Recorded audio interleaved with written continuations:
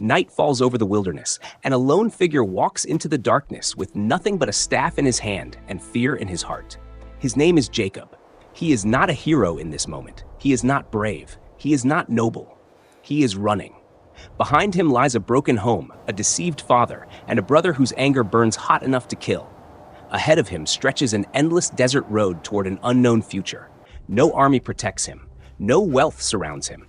Only silence and the weight of his own choices. And yet, this is the night heaven will open. Jacob walks until the sun sinks below the horizon and the air grows cold. With no shelter, no pillow, no certainty of tomorrow, he lowers himself onto the hard ground.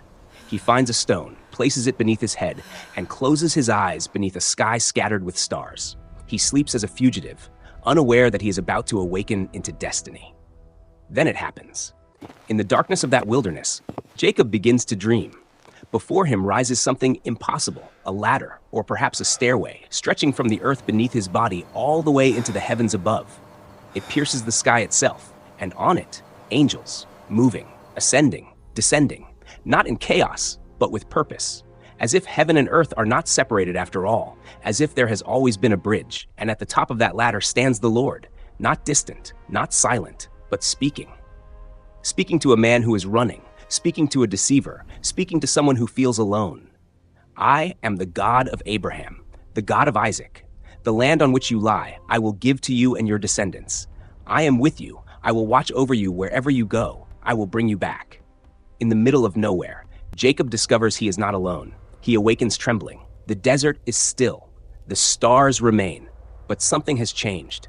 The ground he thought was ordinary is holy. The night he thought was empty was filled with the presence of God. Surely the Lord is in this place, he whispers, and I did not know it. This is not just a dream about a ladder. This is the moment a fugitive begins to become a patriarch. The moment heaven interrupts a man's escape. The moment God steps into the life of someone who least expects it. But Jacob's story is far from over, because years later, this same man will wrestle through the night, not with fear this time, but with God himself. And when the sun rises again, he will no longer be called Jacob. He will be called Israel. Tonight, we begin the journey from a stone in the wilderness to a name that will shape a nation. Jacob rises from the ground slowly, the echo of the dream still trembling in his chest. The desert has not changed. The wind still moves across the barren hills. The road ahead is still uncertain, but something inside him is different. He takes the stone that held his head through the night and sets it upright. He pours oil over it, marking the place where heaven touched earth. And he gives that place a name, Bethel, the house of God. In the middle of nowhere, Jacob has discovered that nowhere is beyond God's reach. Yet even in this sacred moment, Jacob's faith is still growing. He makes a vow, not bold, but conditional. If God will be with me, if he will watch over me, if he will bring me back in peace, then the Lord shall be my God. It is not yet the faith of Abraham. It is the faith of a man learning to trust. And so Jacob continues his journey. He arrives in Haran. He meets Rachel. He falls in love. He works 14 long years to marry her, deceived in turn by Laban, just as he once deceived his own father. The deceiver begins to taste deception. The one who manipulated begins to be shaped. Through labor, conflict, family tension, and growing responsibility, Jacob slowly becomes more than the man who fled home. Years pass, his household grows, wives, children, flocks, servants. Prosperity increases, but so does tension. Eventually, God speaks again, return to the land of your fathers. And suddenly, the road he once ran away from becomes the road he must walk back toward. But one fear remains, Esau, the brother whose anger drove him into exile, the brother he wronged, the brother he has not seen in decades.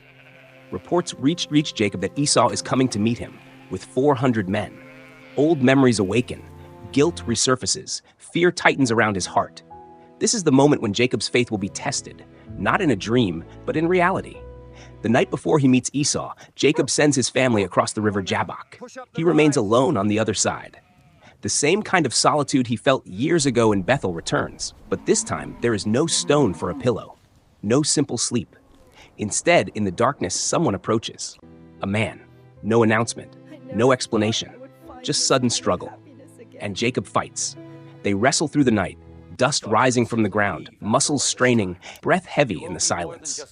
This is not a vision. This is physical, intense, personal. The struggle lasts until dawn begins to hint at the horizon. Who is this man? Scripture tells us it is no ordinary opponent. This is a divine encounter. Jacob is wrestling not merely with flesh and blood, but with God himself. As morning approaches, the stranger touches Jacob's hip, and instantly it is wrenched. The fight could have ended at any moment, but it did not. Jacob clings now, not to overpower, but to hold on. "I will not let you go unless you bless me," he says. This is no longer the grasp of a deceiver stealing a blessing. This is the grip of a broken man who knows he needs one. And then comes the question, "What is your name?" Jacob answers with the name that has defined his life, Jacob, the heel grabber, the supplanter, the deceiver. But the response changes everything.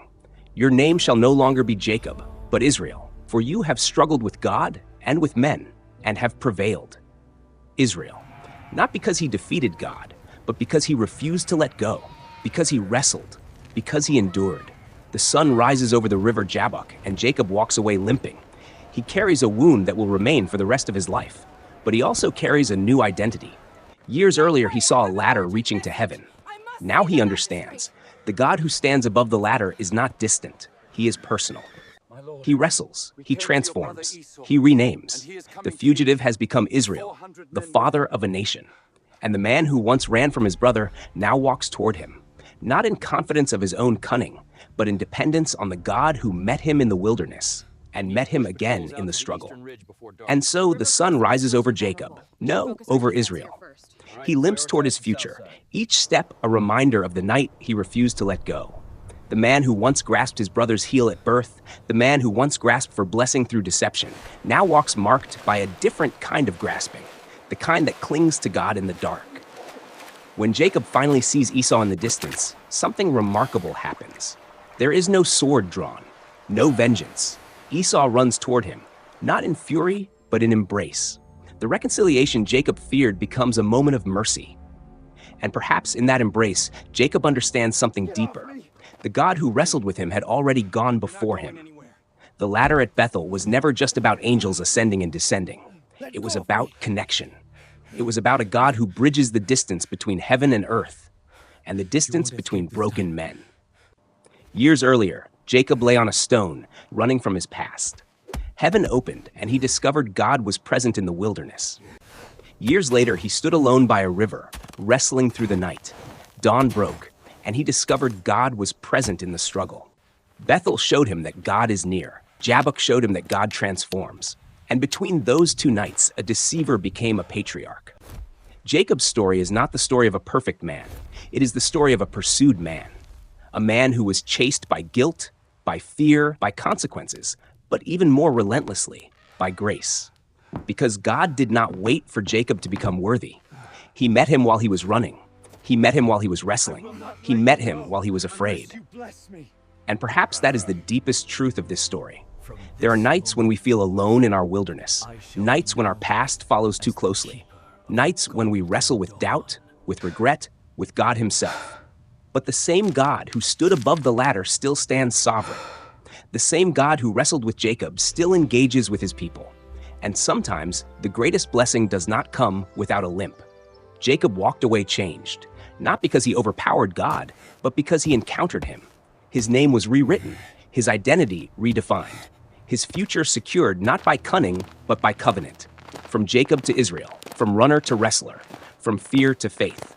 And the ladder still stands, reminding us that heaven is not silent, that God is not distant, and that even in the darkest night, he is nearer than we think.